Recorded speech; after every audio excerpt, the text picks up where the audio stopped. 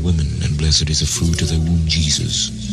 Holy Mary, Mother of God, pray for us sinners now and at the hour of death. Amen. Behold the handmaid of the Lord. Be it done to me according to your word. Hail Mary, full of grace, the Lord is with thee. Blessed art thou among women, and blessed is the fruit of thy womb, Jesus. Holy Mary, Mother of God, pray for us sinners now and at the hour of death. Amen. And the Word was made flesh, And dwelt amongst us. Hail Mary, full of grace, the Lord is with thee. Blessed art thou among women, and blessed is the fruit of thy womb, Jesus. Holy Mary, Mother of God, pray for us sinners now and at the hour of death. Amen. Pray for us, O Holy Mother of God. That we may be made worthy of the promises of Christ. Pour forth, we beseech you, O Lord, your grace into our hearts, that we, to whom the incarnation of Christ, your Son, was made known by the message of an angel, may by his passion and cross be brought to the glory of his resurrection, through the same Christ our Lord. Amen.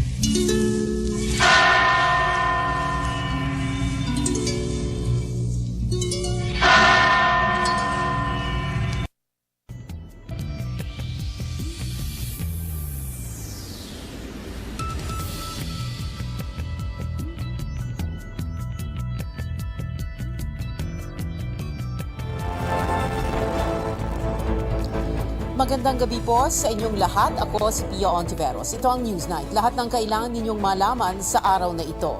Barko ng Pilipinas tinutukan ng military-grade laser ng China Coast Guard. Ayon sa Armed Forces, dapat nang pigilan ng China ang puwersa nito para hindi malagay sa panganib ang mga tao. Pagsertipika ng Pangulo at mabilisang pag-apruba sa House of Representatives ng Maharlika Fund Bill kinwestiyon sa Korte Suprema.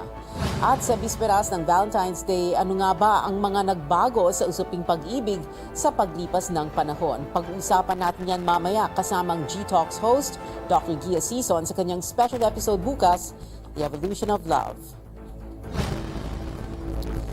Tinutukan umano ng military-grade laser ng China Coast Guard ang isang barko ng Pilipinas na nagresulta sa pansamantalang pagkabulag ng mga tripulante nito. Binabatikos ngayon ang mga agresibong aksyon ng China para harangin ang mga otoridad ng Pilipinas na mapuntahan ang mga outpost nito sa West Philippine Sea.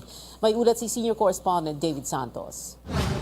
Kuha ito ng BRP Malapascua noong Pebrero 6 habang nasa may Ayungin Shoal sa West Philippine Sea, kung saan hinarang umano sila ng isang China Coast Guard vessel. This China Coast Guard vessel 5205 conducted a lot of dangerous maneuver as near as 150 yards, and then at the same time used military-grade laser targeting our crew on board the vessel, particularly on the bridge of the vessel. That caused temporary blindness to our sailors. Tumutulong noon ang Philippine Coast Guard sa paghahatid ng mga tropa at pagkain para sa mga sundalong nakadestino sa BRP Sierra Madre ng Philippine Navy. 10 to 15 seconds of temporary blindness would really affect your operational capability, especially so if you're the one who's steering the Coast Guard vessel.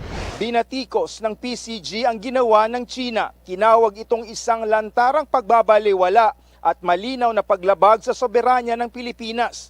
Hindi raw itong unang pagkakataon na ginawa ito ng China Coast Guard. Hunyo nung nakaraang taon, tinutukan rin ng China ang isa pang barko ng PCG. They were hit by blue-colored lights for almost 20 minutes. It also resulted to temporary blindness and even skin irritation to our crew. Inakusahan na rin noon ang China ng paggamit ng laser laban sa mga eroplano ng Australia. Noong 2018, iniulat ng Estados Unidos na hindi bababa sa 20 ang suspected Chinese laser incident sa Eastern Pacific. The Secretary of National Defense has already declared or said that the act committed by the Coast Guard of China is offensive and unsafe.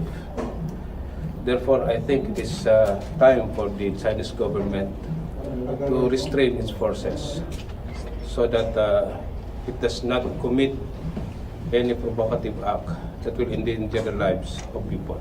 Patuloy rin daw ang panggigipit ng China sa West Philippine Sea. Pati raw Chinese militia boats nakikiharas na rin daw sa mga barko ng Pilipinas. Agosto nung nakaraang taon, nakuna ng isang barko ng China na inaalisan ng takip ang kanilang 70mm naval gun. Sabay tutok nito sa BRP Teresa Magbanwa ng PCG. That kind of action is provocative. There's no reason for them to remove the cover of their 70mm naval armament and to point it to Teresa Magbanwa. Our another role is to document this and then to prepare this as an evidence for us to file diplomatic protest against China. Ayon sa PCG, nasa Palawan na ang kanilang mga tauhan na tinutukan ng laser ng China Coast Guard para isailalim sa check-up at alamin kung may permanente itong epekto sa kanilang kalagayan. David Santos, CNN Philippines. Walang legal na batayan ang naging aksyon ng Chinese Coast Guard sa barko ng Pilipinas sa Ayungin Shoal. Sinabi yan ni maritime expert Professor J. Batungbakal na naniniwalang malinaw na pagbabanta ang ginawa ng Chinese Coast Guard sa paggamit ng laser laban sa BRP Malapascua. Nagkasundo na anya noon ang mahigit 100 bansa laban sa paggamit ng ganoong uri ng armas na nakakabulag. Pinuna rin ni Batungbakal ang patuloy na pagsabi ng Beijing na handa itong makipagnegosasyon para sa mapayapang paglutas ng mga pinagtatalunang bagay, pero ganito ang kanilang pagkilos. Para naman kay security expert Romel Banlawi, ang panibagong engkwentro sa pagitan ng mga barko ng Pilipinas at China ay kailangan mauwi sa mas maayos na koordinasyon ng pagpapatrolya at pagpapatupad ng maritime law sa West Philippine Sea.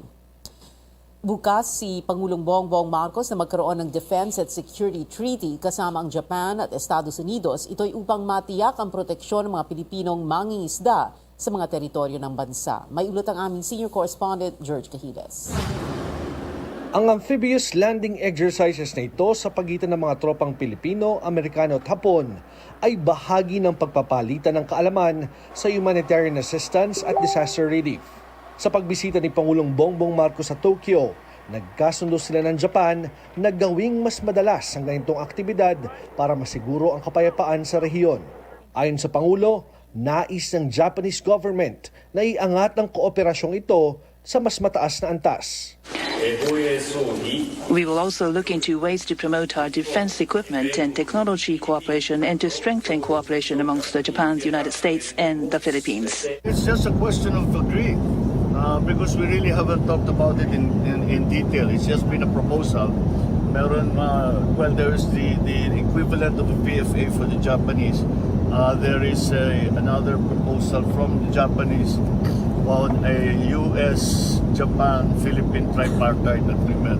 Yun, bago yun. So that we really have to discuss what exactly does that entail. And of course, we have to talk to the Americans also para makita kung ano ba talagang rules that are going to be played. Should there be a tripartite agreement? Dagdag ng Pangulo, interesado rin ng Japan na gawin na ang support base ng Philippine Coast Guard sa Subic, Zambales. Bagamat plano pa lamang, ayon sa Pangulo ay makakatulong ito sa Pilipinas lalo na sa kakayahan nito magpatrol sa teritoryo nito, lalo na sa West Philippine Sea. Ngunit paglilinaw ng Pangulo, papayag lamang siya sa kasunduan kung hindi ito makikita bilang isang forma ng agresyon.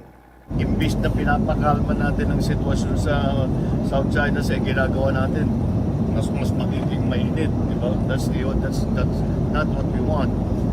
Ang iniisip ko lang, yung ating mga fishermen kailangan maprotektahan, kailangan maliwanag na tayo sa Pilipinas na talagang we are patrolling our waters and making sure that it is well recognized na yan ang talagang territory talaga na maritime territory talaga ng Pilipinas yan.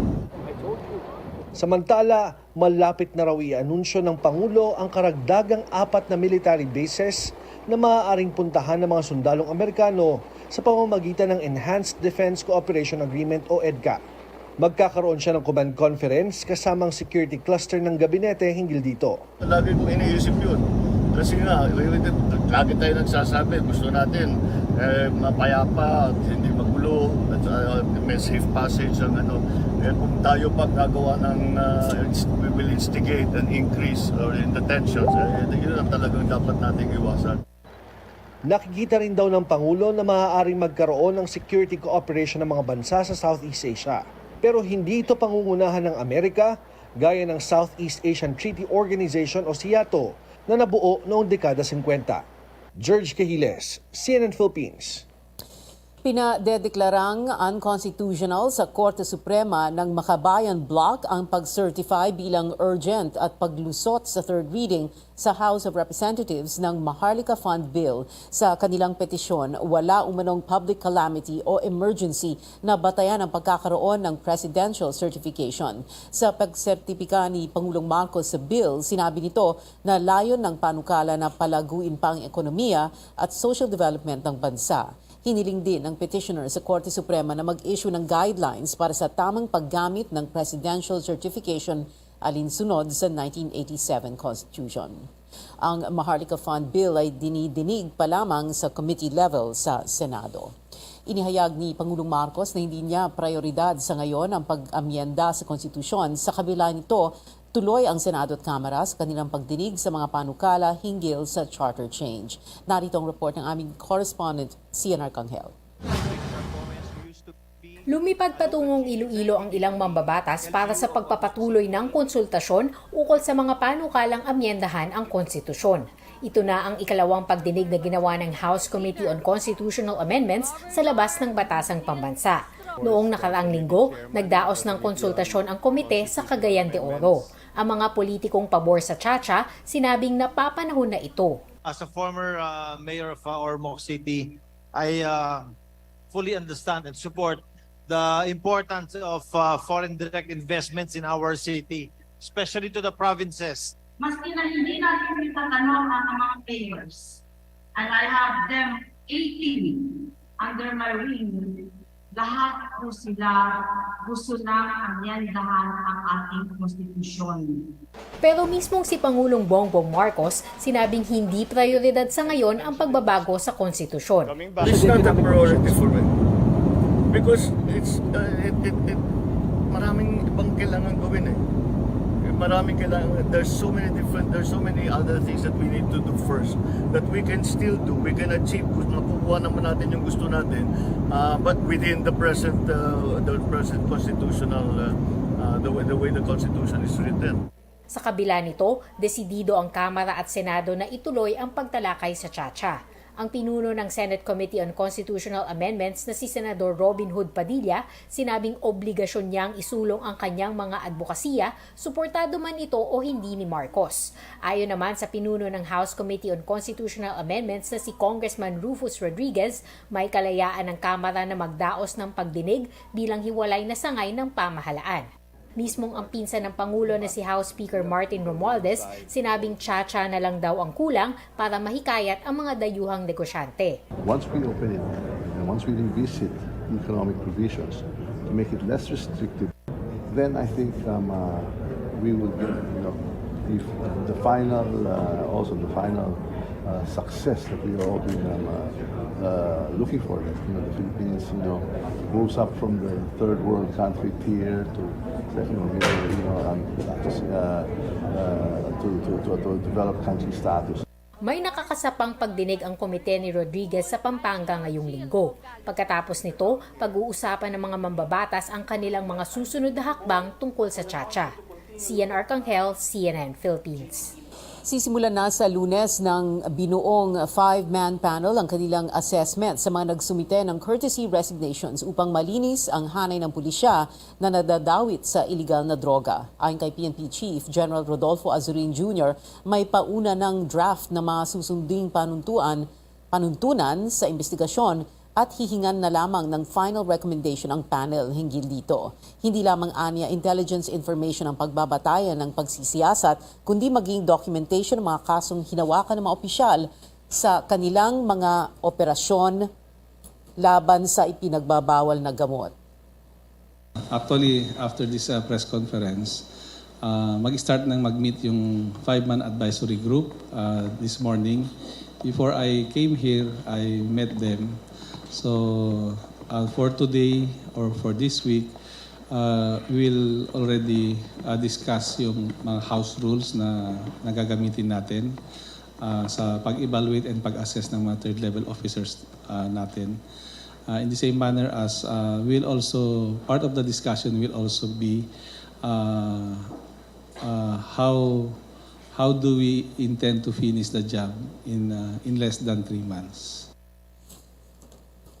Maliban kay Azurin, kasama sa 5-man panel sina retired Police General at Baguio City Mayor Benjamin Magalong, Presidential Advisor on Military Affairs Undersecretary Isagani Neres, dating Defense Secretary Gilbert Eudoro at retired Court of Appeals Justice Melchor Sadang.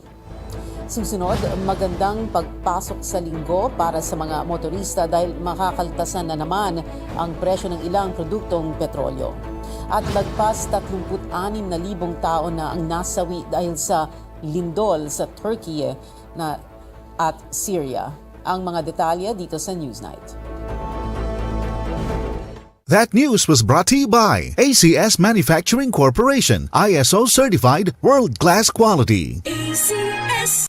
Ang lemongrass na napatunayang nakakababa ng blood pressure, luyang dilaw na nakakaalis ng insomnia at bad cholesterol, ampalaya na mabisa sa diabetes at malunggay na puno ng mga bitamina at mineral. Lahat ng ito at iba pang natural antioxidants pinagsama sa Herbalaya Food Supplement. Alagaan at proteksyonan ng katawan. Mag-Herbalaya Food Supplement araw-araw. Herbalaya Food Supplement, ang 5-in-1 immunity booster. Herbalaya, mabibili sa inyong mga suking butika. Mahalagang paalala, ang produktong ito ay hindi gamot at hindi dapat gamiting panggamot sa anumang uri ng sakit. Ang pagpamatuod sa EXL Makabuhay Plus Capsule. Rosalie Alparo, 55 years old, Barangay Sarabia, Coronadal City, Marbel. Lapit duha ka tuig ang ginabatsyag ko. Wala ko gana magkaon. Hindi ako makatulog. Sakit ang akon nga likod. Sige ko higda. Magbangon ako, nagalipong ako. Ining ako niya kamot. Bukog panit init. Mahikapan ko na ang akon nga tinai tungod sa kanipis. Sa tunga time, nagapamilin-bili na ako sa akon mga anak. Pag abri sang bana ko ang radyo namon, nabatian dayon sa akon nga mga dalunggan. Gitake ko EXL Makabuhay 3 times a day, 2 capsule. Tubong himsog ng akong nga lawas, makaobra na ako, makapanilig na ako, makapanglaban na ako. Ginapasalamatan ko na ang EXL Makabuhay. Makabuhay! Mapalit sa butika. Kalibanga, langay sa banyo. Sa Diatabs, human ang kalibanga. Basta kalibanga, sulit sa kapaspas ang Diatabs. 750 SRP lang. 2 capsules work in as fast as 1 hour. Alagang Unilab yan. Loperamide is a generic name of Diatabs. If symptoms persist, consult your doctor. Para sa sinina nga ka-bloom sa kahumot, suwayi ang Charm Fabric Conditioner. Charm Fat Con, bamong kumaga-bloom. Charm Fat Con, gamit kay may bangon sa libong bulaklak. Charm Fabric Conditioner. Dunay Stay Fresh Technology. Sinina nga ka-bloom sa kahumot.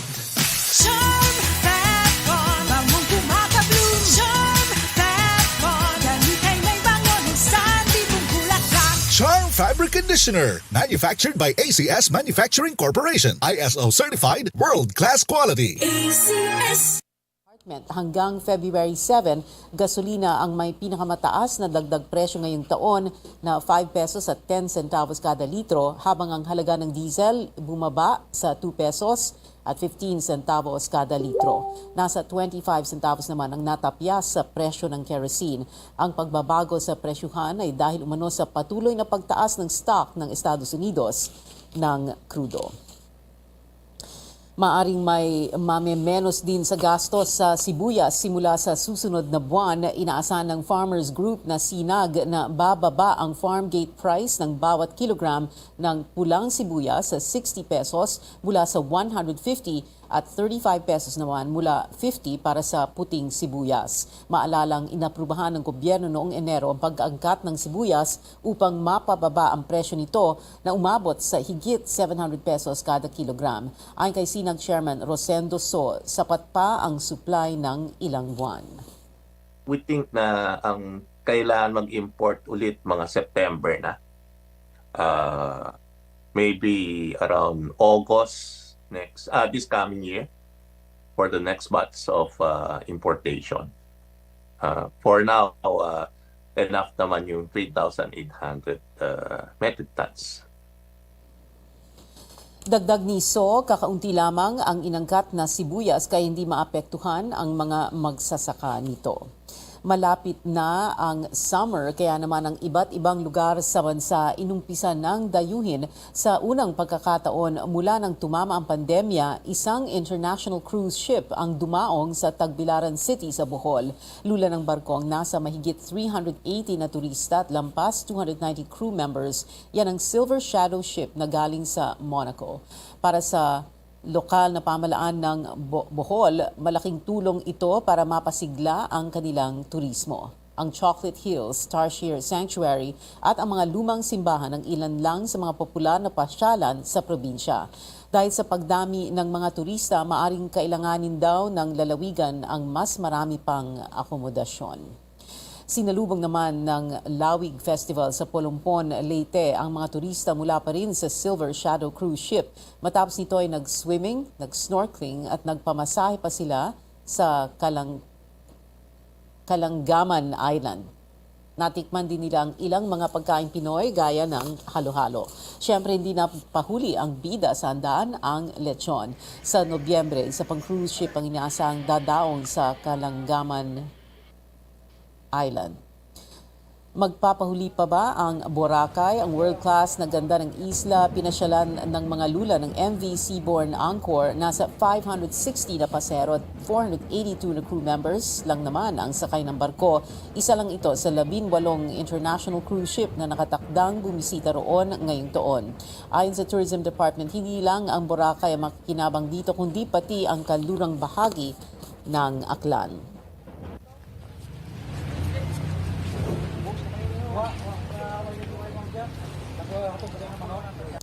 Pahinga muna raw sa ngayon si Pangulong Bongbong Marcos sa pagbiyahe abroad. Gusto niya muna raw kasing pag-aralan kung paano maisasakatuparan ang investment pledges na kanyang nalikom. Nais niya raw alamin ang mga susunod na hakbang para malaman kung ano ang dapat unahin. The reason sabi ko tigil na muna lahat itong mga trip because all of us, we are going to sit down and we are going to talk about each and every single project that we have talked about in ASEAN, that we talked about in APEC, that we talked about in EU, that we talked about in New York, that we talked about in China and now in Japan. Sa kanyang arrival speech, sinabi ni Ginoong Marcos na nakasungkit siya ng 700 billion pesos na halaga ng pledges na maaring lumikha ng nasa 24,000 na trabaho. Balita sa ibayong dagat, pumalo na sa higit 36,000 ang patay eksaktong isang linggo matapos tumama ang malakas na lindol sa Turkiye at Syria. Sa Turkiye, sumampa na sa halos 32,000 ang nasawi habang higit 4,000 naman sa Syria. At habang numinipis ang pag-asa ng rescuers na makakita pa ng survivors, isang babae ang natagpuang buhay sa Hatay, Turkey matapos maipit sa mga tipak ng bato ng 175 hours o lampas isang linggo. Binuhat ang babae sa pamamagitan ng stretcher at dinala sa pagamutan. Isang lalaki naman ang nailigtas sa Antakya, Turkey, makaraang matrap ng 167 hours o halos 7 araw.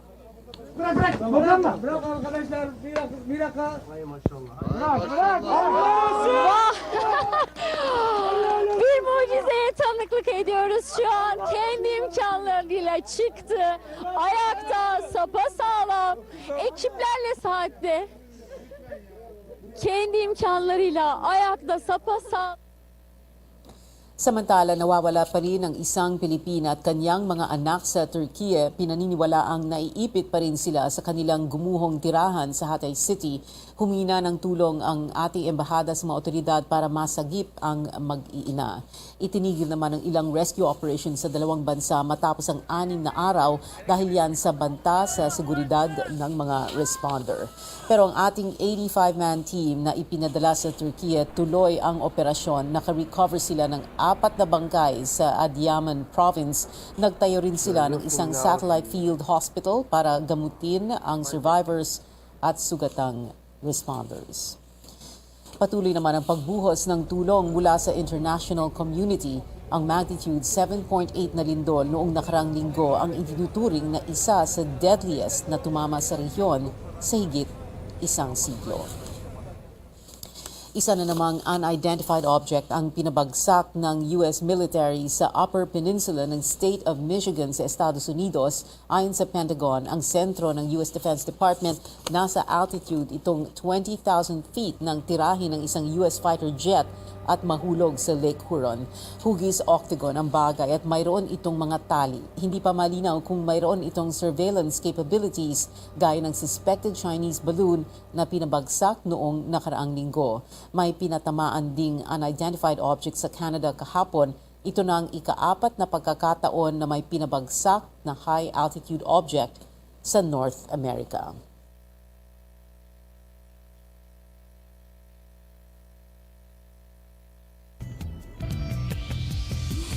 Naghahanda na ang Auckland, ang pinakamalaking syudad ng New Zealand sa papalapit na Cyclone Gabrielle na magdadala ng malakas na hangin at matinding pag-ulan.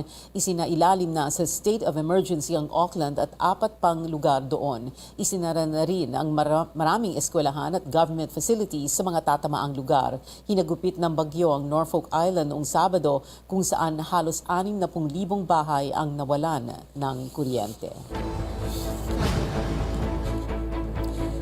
Abangan fans ng Kansas City Chiefs at pop star Rihanna, sulit na sulit ang panonood sa Super Bowl 57. At isang tulog na lang bago ang araw ng pag-ibig. Ilang payo mula kay G-Talks host Doc Gia Season ukol sa pagpapakita ng pagmamahal mamaya sa Newsnight. That news was brought to you by ACS Manufacturing Corporation, ISO certified world-class quality. ACS. Diri sa farm, abdik mo trabaho ang taga Mindanao basta para sa pamilya. Mas abdik mo trabaho, mas dako ang agi. Kung maigo og sakit, sa abdik banat pud mo salig. Sa lain-laing sakit, sa abdik banat nga Rexidol Forte lang. Abdik yun ang Rexidol Forte kontra sa bughat, pamaol, labad sa ulo o hilana. Ang madiskarte nga taga Mindanao, muasensog yun. Basta na ay abdik banat sa upat. Rexidol Forte. Alagang Unilab yan. Paracetamol caffeine is the generic name of Rexidol Forte. If symptoms persist, consult your doctor. OT ng OT, pero ang sweldo di pa rin abot sa petsa de peligro. Mahal ng gas, pero di ka na mahal ni Labs. Alright lang yan. Cheers! Cheers! Walang mabigat na dala kapag magaan ang kasama. Yan ang barkada at Tanduay Light. Gaan ang may kasama. Drink responsibly. Pride Bar, dili lang puti, kisla puti. Pagilabhan sa Pride Bar Blue, ang puting sinina mahimong Mas puti ito, mas puti ito, mas puti ito. Sa Pride Bar Blue, pwedeng dili na ko magtina, anyel o bleach. Kay ang Pride Bar Blue, dunay power whitener nga sa gumsum sa matag hibla. Mao nga sinina, kisla puti ug humok pa sa kamot. Mas puti ito, mas puti ito, mas puti ito. Pride Bar Blue with power whitener. Dili lang puti, kisla puti. Pride Bar, manufactured by ACS Manufacturing Corporation. ISO certified, world-class quality. ACS. Si Mommy at si Washing Machine believe sa Pride Washing Machine Detergent. Hello, Washi! Hello, Mommy! Laundry day na naman! Ready ka na sa mancha, chocolate, putik, libag?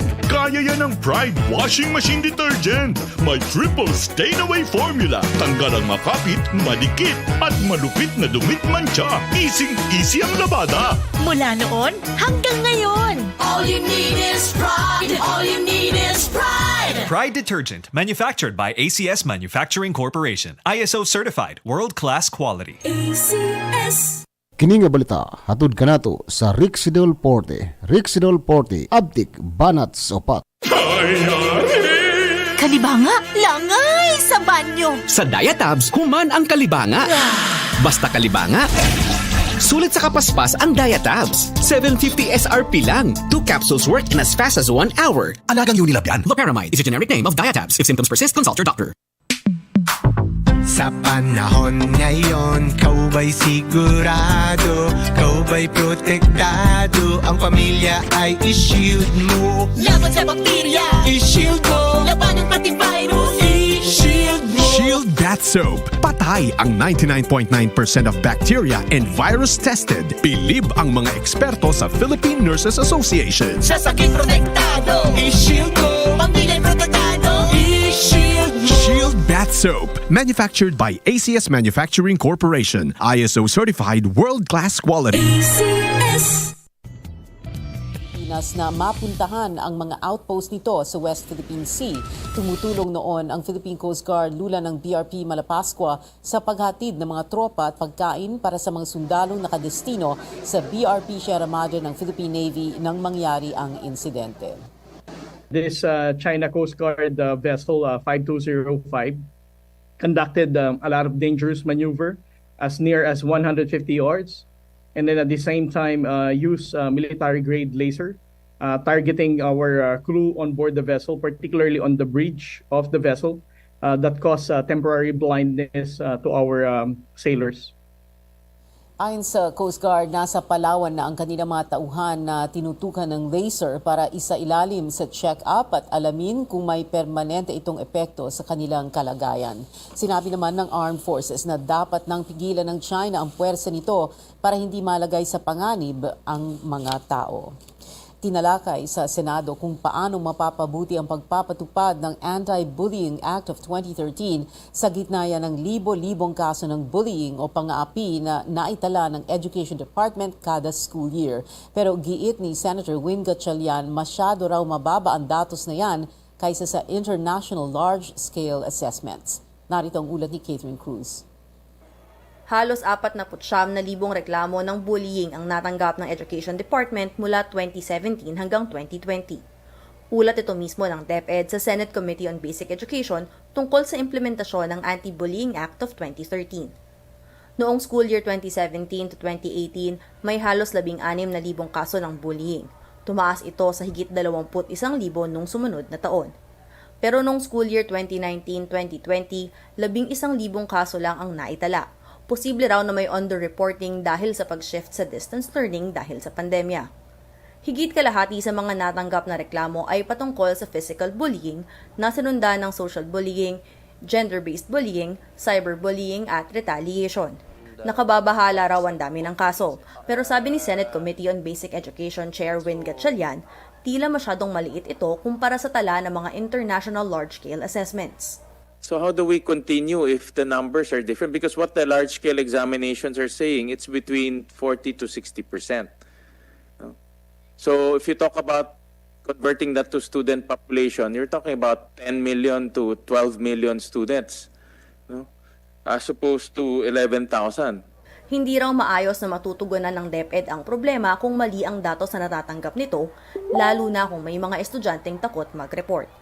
Aminado si Education Assistant Secretary Dexter Galban na hirap ang ahensya na i-monitor ang mga kaso ng bullying sa mga paaralan dahil sa kakulangan ng tao, lalo na ng mga rehistradong guidance counselor sa mga pampublikong paaralan. Pero siniguro niyang may mga programa para tugunan ito. It was strategic to also now have a reporting system that is direct, online, as well as through phone and via chat. Because now, as very much noted in public, cancel culture, bullying can be seen very easily online, and it's 24/7. Para sa grupong Child Protection Network, ilan sa rason kung bakit may underreporting ng bullying ay dahil sa takot ng mga estudyante. Pakiramdam din daw ng iba na hindi sila ligtas kung magre-report sila, habang ang iba naman ay kinakayang resolbahin ito mag-isa.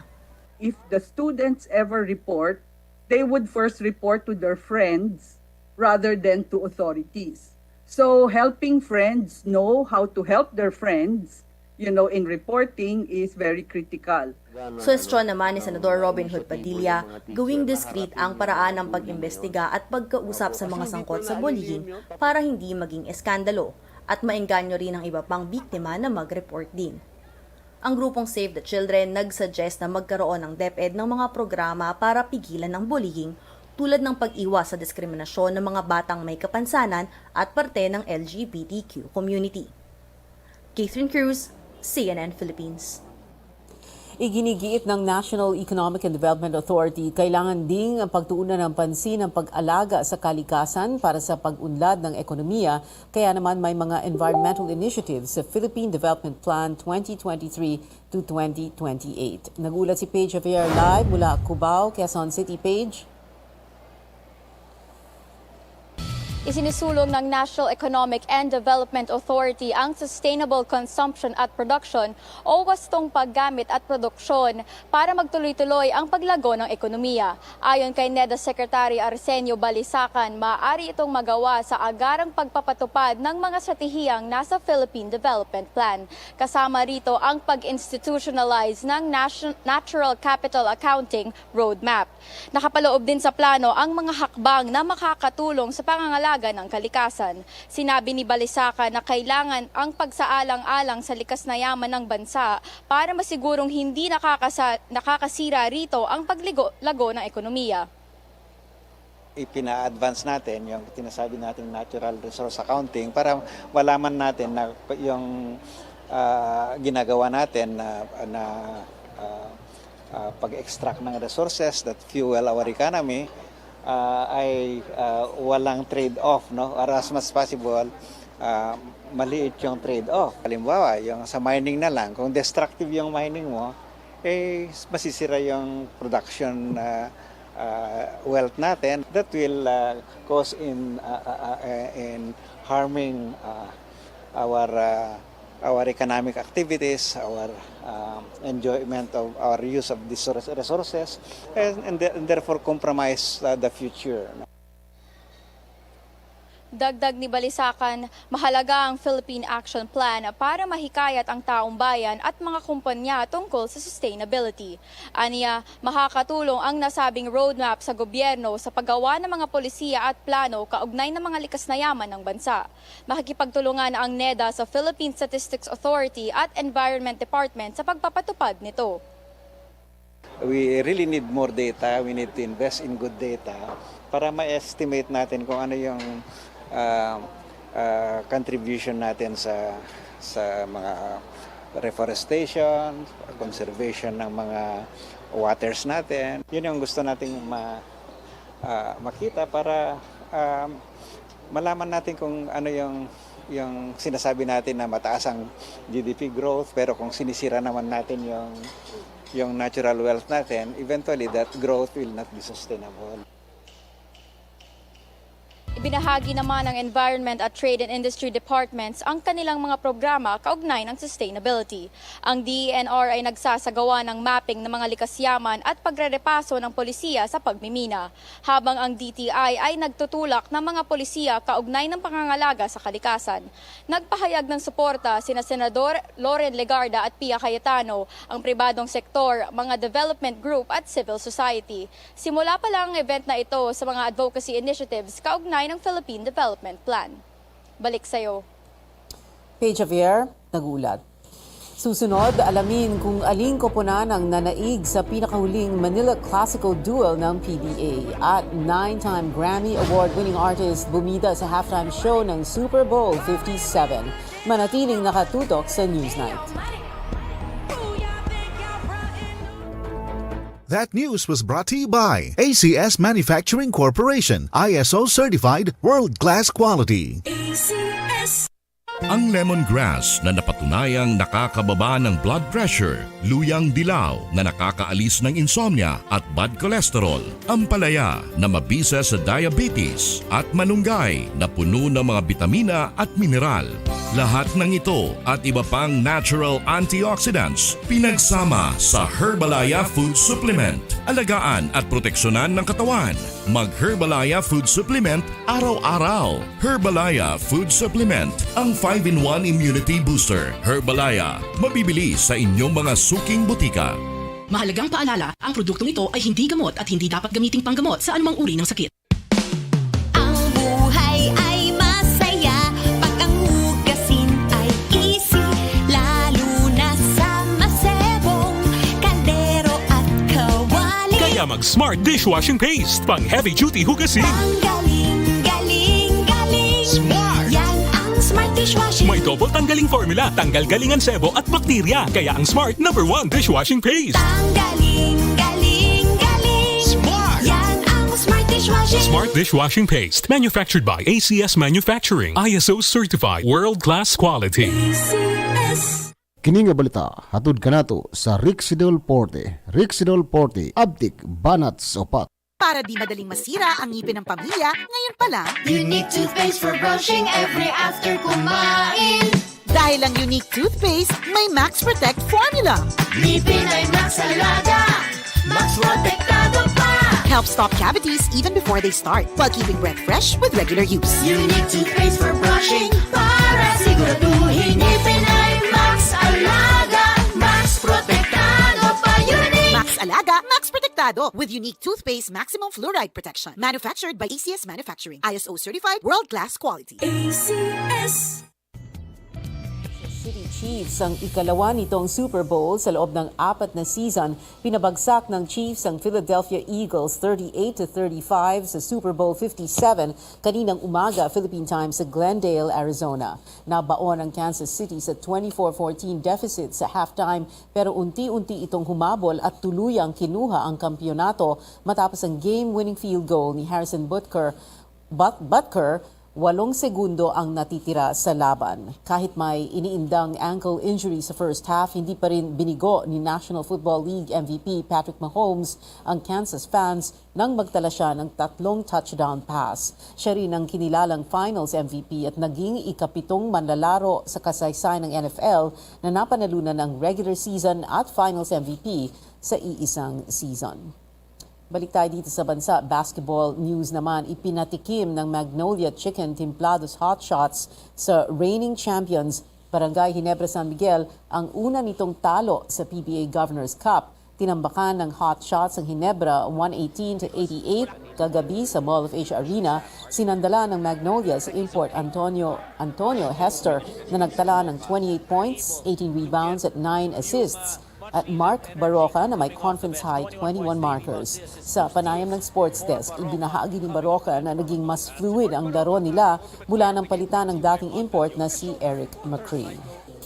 Yung first 2 games namin, di ko pa gaano matansya pa yung import namin kasi yung import kasi namin is hindi siya big man eh. Kasi nasanay ako sa import na big man, di ba? So ngayon, ito si Hester nakuha namin. So parang alam mo yun yung iba na, bumabalik na kami dati sa yung laro talaga ng Magnolia. Yung pace namin, alam na namin gagawin.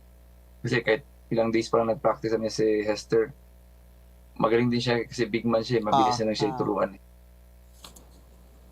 Sa first game naman, isang bagong reinforcement ang kinailangan ng Rain or Shine Elasto Painters para makuha ang una nitong panalo sa season-ending conference.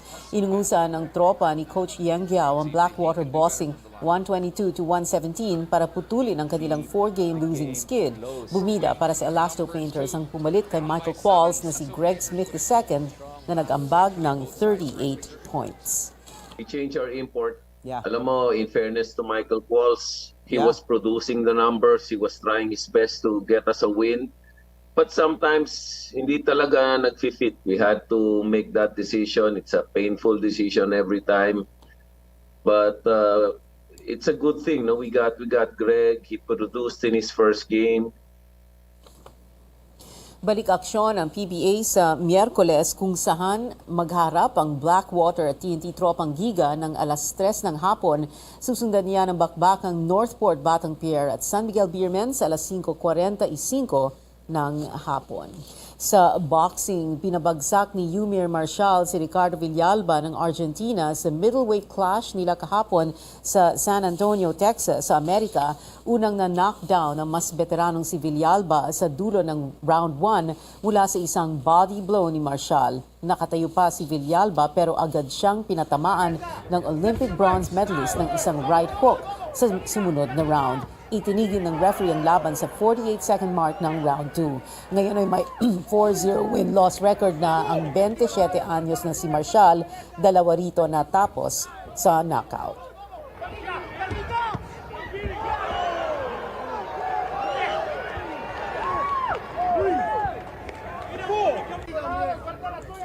Update naman sa athletics, isa pang silver medal ang idinagdag ni EJ Obiena sa medal haul niya ngayong 2023 indoor track and field season.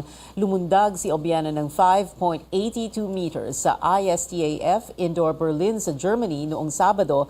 Tanging ang world's best na si Armand Duplantis lamang ang nakahigit kay Obiena na nakapag-clear ng tournament record ng 6.06 meters. Ikatlo si Curtis Marshall ng Australia na may 5.82 meters din, pero naabot niya ito sa mas maraming attempt. May 6 na medal na ang tubong tondo na si Obiena sa 6 na tournament ngayong taon. Isinalba ni Janry Ubas ang kampanya ng mga atletang Pilipino sa 2023 Asian Indoor Athletics Championships sa Kazakhstan noong weekend. Sa 6 na atletang inilaban ng bansa, ang heptathlete na si Ubas lamang ang nakakyat sa podium ng magwagi ng bronze medal sa men's category. Pagkatapos ng 7 events, may nalikom na 5,246 points si Ubas kumpara sa 5,497 at 5,801 points ni na Keisuke Okuda at Yuma Maruyama ng Japan. Isang bagong national indoor heptathlon record din ito, bukod pa sa bagong record na ginawa niya sa long jump event. Ito ang unang medalya ng Pilipinas sa torneo.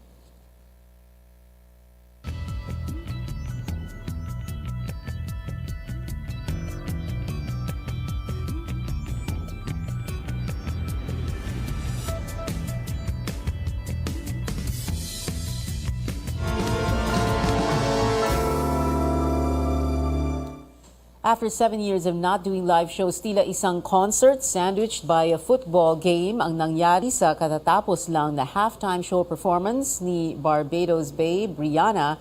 She makes us feel like she's the only girl in the world, dressed all in red. She kicked off her performance habang nasa isang floating stage.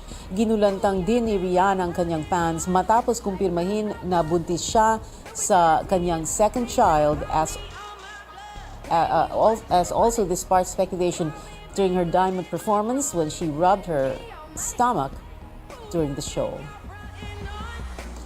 Reunited naman ang K-pop's dynamic duo na si G-Dragon at Taeyang matapos nilang kumasa sa dance challenge ng bagong hit song na Taeyang featuring Jimin of BTS na Vibe posted in their Instagram accounts. Parehas miyembro ng K-pop boy band na Big Bang ang dalawa. Naging duo noong 2014 when they released their single Good Boy.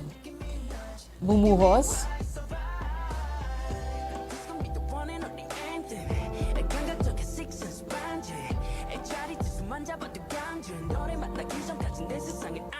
Bumuhos ang pakikiramay sa pumanaw na renowned Filipino writer, novelist at liberal activist na si Luwalhati Bautista. Sa isang Facebook post, Cultural Center of the Philippines commemorated the legacy of the late author. Anila, si Bautista raw ay nakilalang manunulat ng mga nobela at pelikulang tumatalakay sa social injustice, especially among women.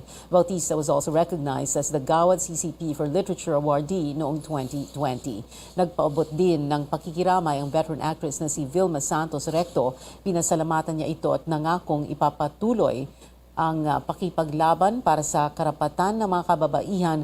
Gaya ni Bautista, si Vilma ay gumanap bilang Lea Bustamante sa movie adaptation ng Bata Bata, Paano Ka Ginawa at Amanda Bartolome sa dekada 70. Maging ang former Vice President na si Leni Robredo paying tribute to the award-winning novelist. In a tweet, Robredo says it was a huge honor for her to receive Bautista's support noong 2022 elections. Nakilala si Bautista sa kanyang mga nobela gaya ng dekada 70, Bata Bata, Paano Ka Ginawa at Gapo na tumalakay sa mga isyung panlipunan.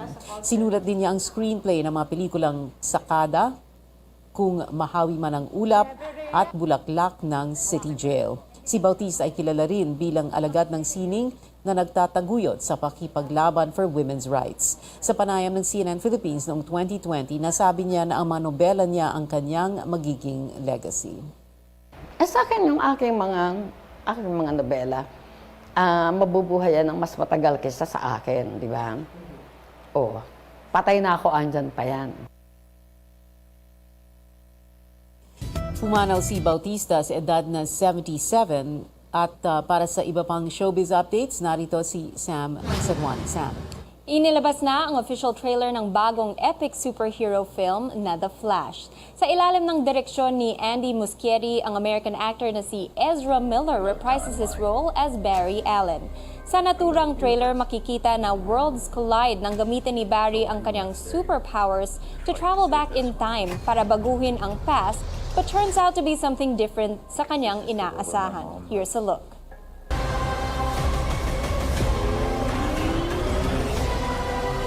If I can't undo what I did, if I can't get back, there might not be a future.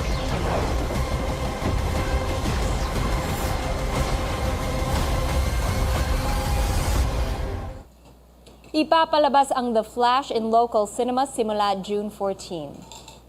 From one superhero movie to another, dahil ang Marvel Studios' Guardians of the Galaxy Volume 3 may bagong trailer na. Tampok dito ang pagbabalik ni Zoe Saldana as Gamora with the rest of the cast, tulad ni Dave Bautista as Drax, Vin Diesel as the voice of Groot, Bradley Cooper as the voice of Rocket, Karen Gillan as Nebula, and Palm Clementif as Mantis. Ito'y sa direksyon ng American filmmaker na si James Gunn, who also helmed the first two Guardians of the Galaxy movies. Here's a sneak peek. Are you ready for one last ride?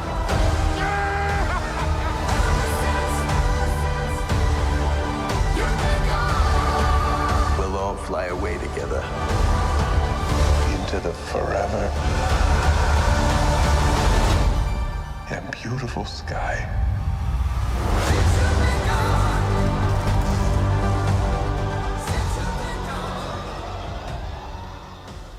At yan ang updates para sa Showbiz Spotlight at Screen Time para sa araw na to. Balik sa iyo, Pia. Maraming salamat, Sam Sadwani.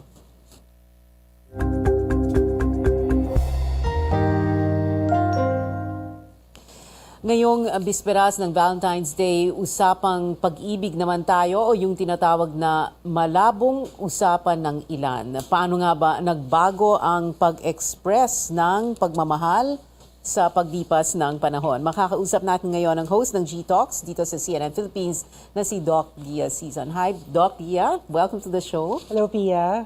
Good evening. Good evening. Okay, umpisa natin to because you have a very interesting episode that's coming out tomorrow on Valentine's Day. Siyempre, it's all about love. Ano pa nga ba? So, I wanted to ask you first, because you asked your guests there in that episode to define love. Are you at liberty to tell us what they said or just one? One, sige. Para suspense. So, I'm with Harold and Melissa Cruz. And nung tinanong ko what is love, sabi ni Harold, love is time. Ang ganda nun. Diba? So, ganda. Love is time. And I kind of realized that people define it in so many ways. So, watch out for that. Yeah, oo. And then, meron pang sinabi, ikaw ba yon or siya yung nagsabi, panahunan mo? Parang, because, a lot of people define love in different ways. Yes. And, it's romantic love, etc. Pero, it's really giving time, making time. Making time and making effort. Kasi hindi na rin uso yung, sana bumalik yung ligawan before, na dalaw with flowers. But now it's different because with social media and with technology, according to Melissa, yung iba nga, sending of memes. Pwede. Okay. Yun na yung panliligaw. Yes, pwede. Okay. So yung as time goes by, kasi parang things, love has evolved in a way, or the expression of love. So yung kanina yung malabong usapan, yung MU na tinatawag ngayon. Dati kasi, a long time ago, nung panahon natin, mutual understanding. Yes. So, pero now, no label na sila, Pia.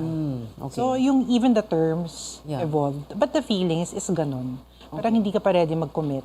So yun yung in a relationship but no label. Okay. No labels pero there's such a thing as love languages, hindi ba? So, yes. Napag-usapan din yon. And you do tackle love languages when you do consulting, no? So ano ngayon, what do people think about love languages now? Does that still apply now? Paano? It does. It's like people are more in touch to understand their partner. Especially mga quality time.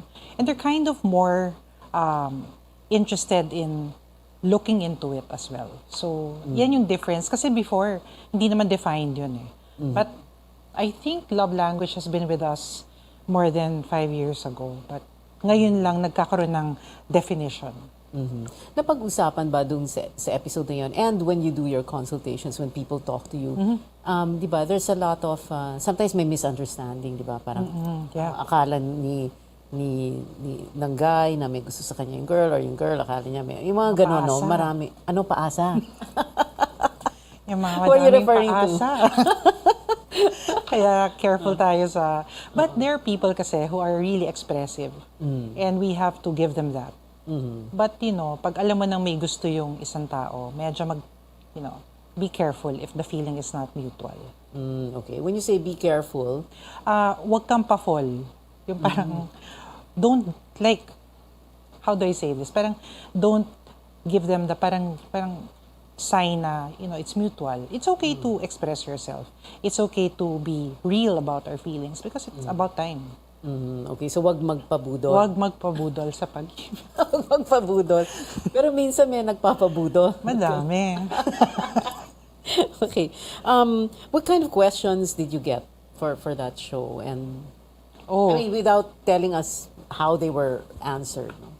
There was one question that I really was interested into asking them, yung bakit nagkagusto ba tayo most of the time sa mga taong walang gusto sa atin?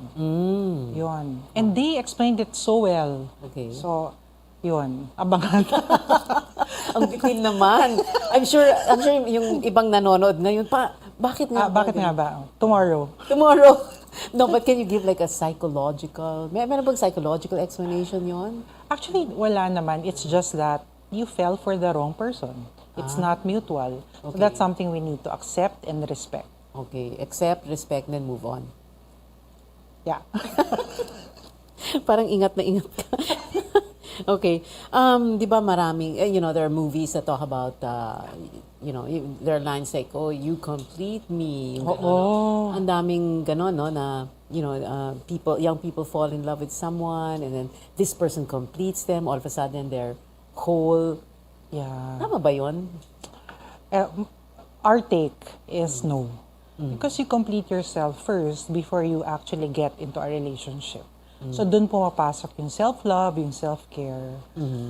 And you don't depend your personality into one individual. Okay. Have you been asked, what is the secret to a long-lasting relationship? Yes, a lot. But for me, it's really a dynamic process. You do it every day. It's like, and you try it. People change every day. That's something that we need to accept. So we just find innovative ways in expressing and, again, accepting. Okay. Well, like we said, no, it's the eve of Valentine's Day, and so, syempre, there are a lot of people out there, no? Yes. Either they do have a Valentine or they don't. Yes. No? So, what kind of advice would you give to those who are single on Valentine's? Just enjoy it. It has to come to a point that Valentine's is not just for couples in a relationship. It's also for yourself. Celebrate love. That's it. Okay. Sige, you can plug your show, which airs tomorrow.